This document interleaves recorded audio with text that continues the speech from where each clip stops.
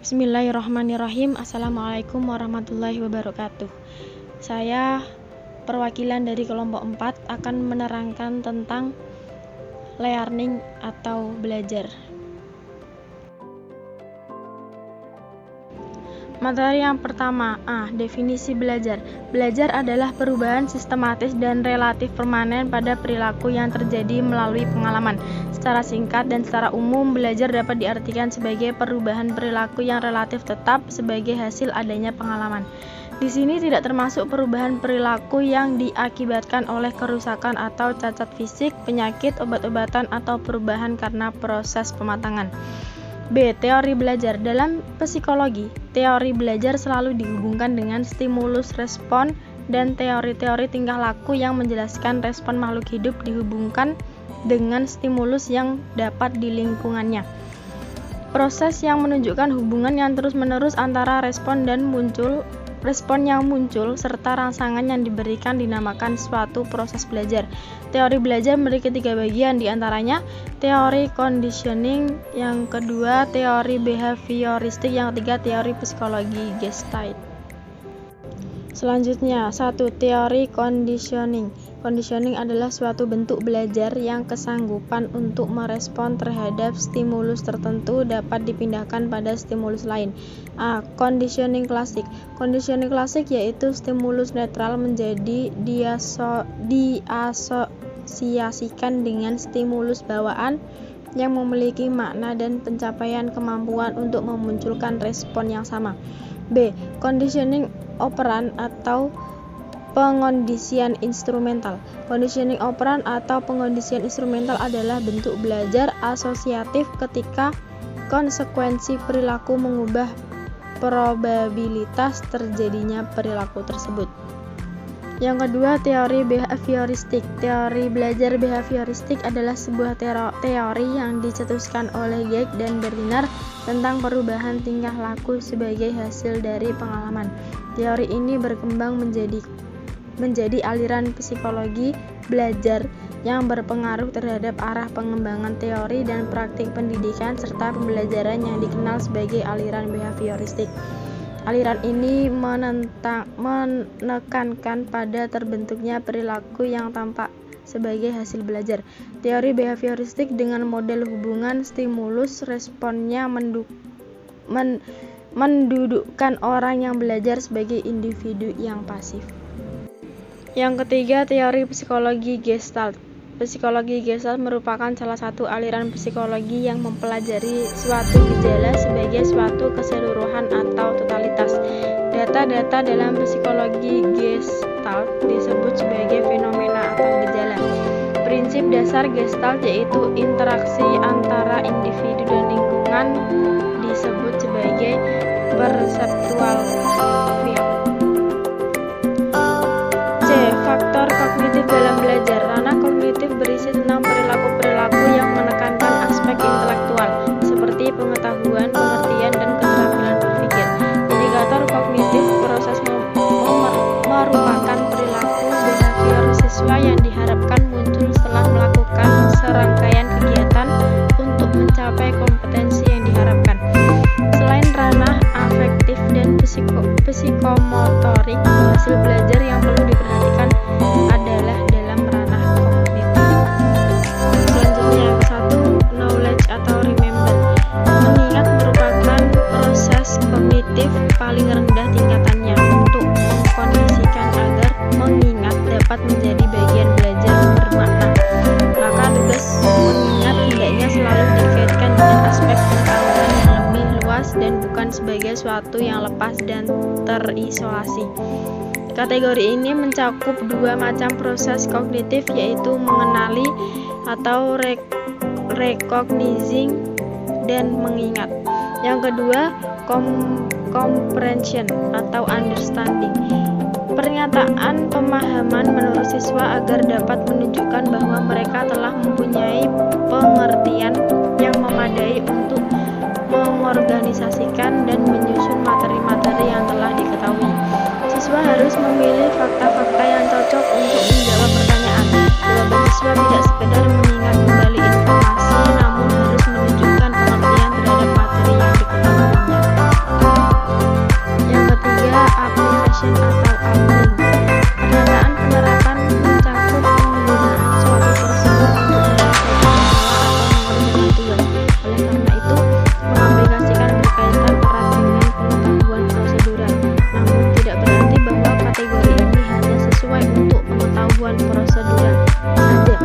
Kategori ini mencakup dua macam proses kognitif, yaitu menjalankan dan mengimplementasikan. Yang keempat, analisis atau analyzing. Pertanyaan analisis menguraikan suatu permasalahan atau objek ke unsurnya dan menentukan bagaimana saling keterkaitan antar unsur-unsur tersebut, sintesis atau evaluation.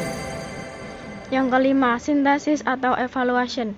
Teori Bloom sebelumnya direvisi dengan kata kerja operasional, mengabstraksi, mengatur, menganimasi, mengumpulkan, mengategorikan, mengkode, mengombinasi, menyusun, mengarang, membangun, menanggulangi, menghubungkan, menciptakan, mengkreasikan, mengoreksi, merancang, merencanakan, mendikte, meningkatkan, memperjelas, memfasilitasi, membentuk, merumuskan, menggeneralisasi, menggabungkan, memadukan, membatas, mereparasi, menampilkan, menyiapkan, memproduksi, merangkum, dan merekonstruksi.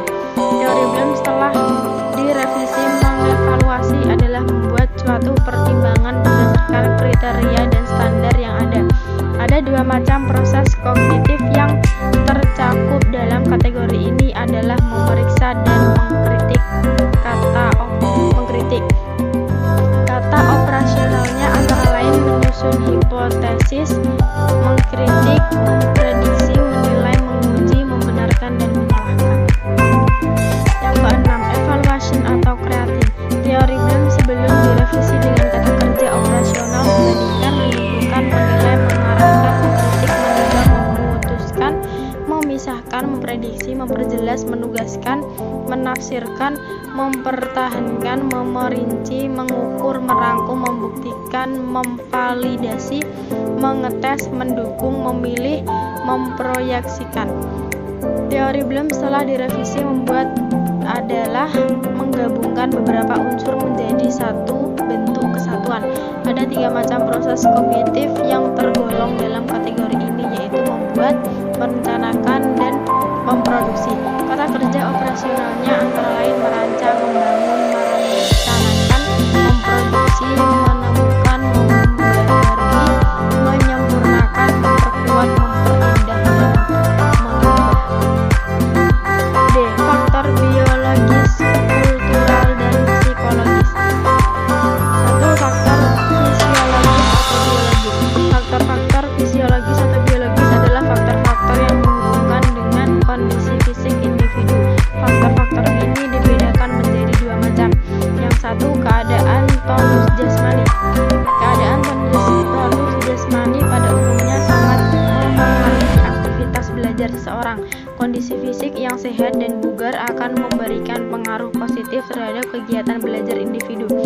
Sebaliknya, kondisi fisik yang lemah atau sakit akan memperhambat tercapainya hasil belajar yang maksimal. Yang kedua, keadaan fungsi jasmani atau fisiologis. Selama proses belajar berlangsung, peran fungsi fisiologis pada tubuh manusia sangat mempengaruhi hasil belajar, terutama panca indera. Panca indera yang berfungsi dengan baik akan mempermudah aktivitas belajar dengan baik pula. Panca indera yang memiliki peran besar dalam aktivitas belajar adalah mata dan telinga. 2. Faktor kultural. Faktor-faktor kultural yang mempengaruhi belajar dapat digolongkan menjadi dua golongan, yaitu faktor lingkungan sosial dan faktor lingkungan non-sosial. Lingkungan sosial. 1. Lingkungan sosial sekolah seperti guru, administrasi, dan teman-teman sekelas dapat mempengaruhi proses belajar seorang siswa. Hubungan harmonis antara ketiganya dapat menjadi motivasi bagi siswa untuk belajar lebih baik di sekolah. Yang kedua, lingkungan sosial masyarakat. Kondisi lingkungan masyarakat tempat tinggal siswa akan mempengaruhi belajar siswa. Lingkungan siswa yang kumuh, banyak pengangguran, dan anak terlantar juga dapat mempengaruhi aktivitas belajar siswa. Paling tidak, siswa kesulitan ketika memerlukan teman belajar, diskusi, atau meminjam alat-alat belajar yang kebetulan belum dimilikinya. 3. Lingkungan sosial keluarga. Lingkungan ini sangat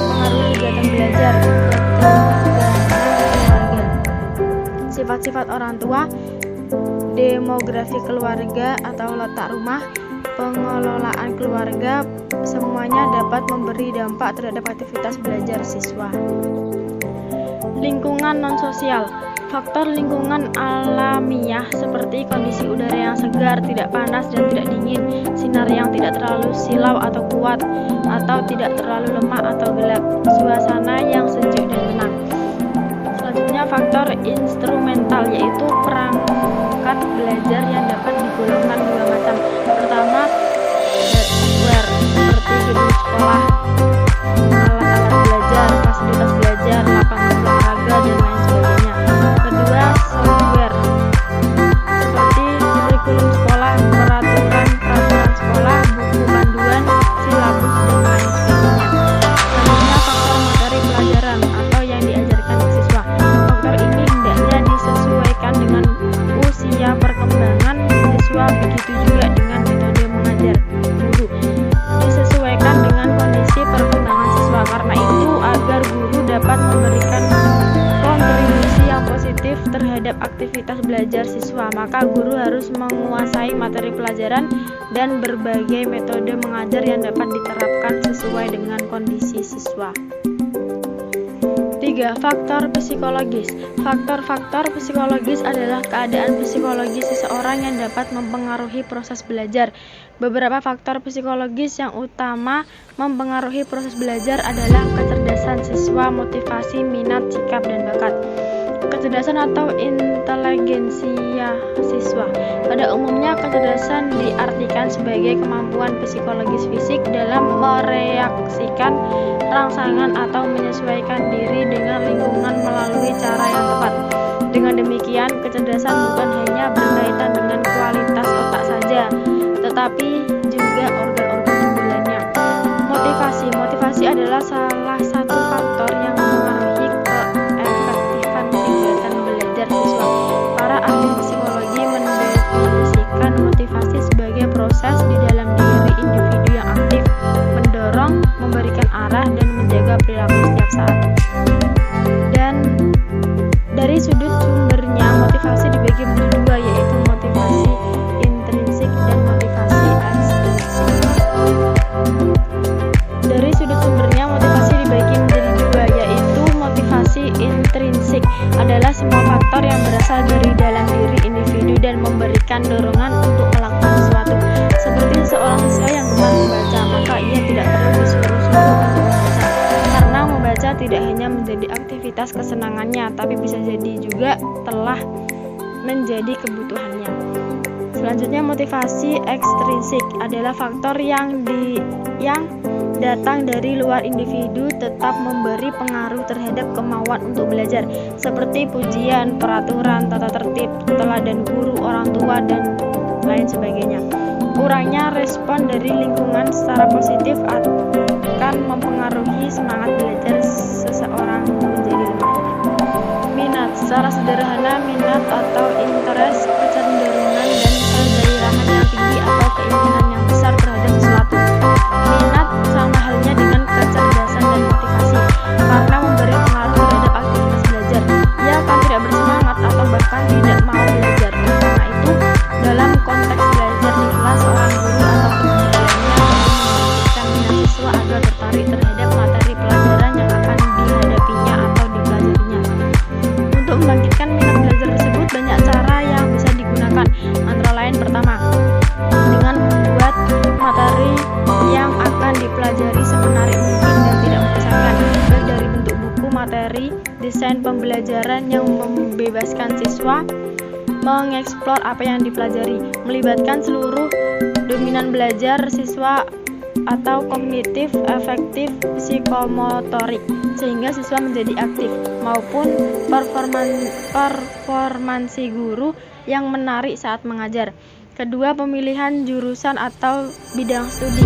Dalam hal ini, alangkah baiknya jika jurusan atau bidang studi dipilih sendiri oleh siswa semua.